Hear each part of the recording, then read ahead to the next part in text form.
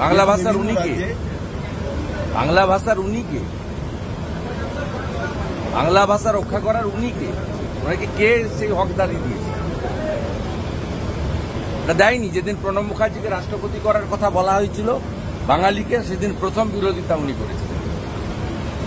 আর উনি যে পার্টিকে গালাগালি করেন সেই পার্টিটাকে বাঙালি প্রতিষ্ঠা করেছে, ডক্টর শ্যামাপ্রসাদ মুখার্জি।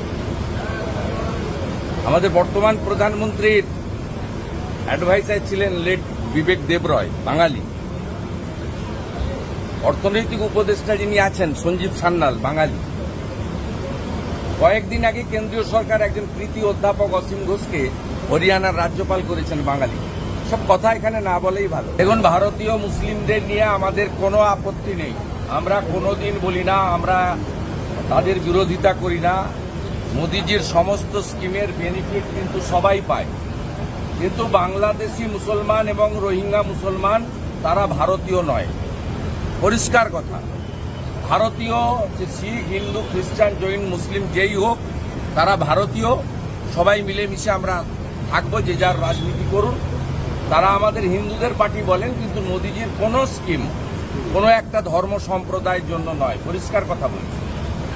কিন্তু আমরা পরিষ্কারভাবে বলি 540 কিলোমিটার কাঁটাতারের বেড়া না থাকার জন্য বাংলাদেশ থেকে বার্মার যে রোহিঙ্গা রিফিউজিরা এখানে প্রচুর সংখ্যায় ঢুকেছে, তাদের নাম হচ্ছে রোহিঙ্গা।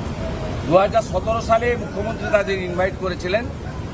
আমরা চাই SIR এর মাধ্যমে তাদের নাম ভারতীয় ভোটার তালিকা থেকে বাতিল করা হোক এবং তাদেরকে পুশব্যাক করে আমাদের দেশে অভারতীয়দের যেন না রাখা হয়। এটা তো সবার কথা, প্রত্যেক ভারতীয়র কথা। এতে কোনো রাজনীতি, কোনো ধর্ম, কোনো সম্প্রদায়, কোনো জাত থাকা উচিত নয় বলে আমার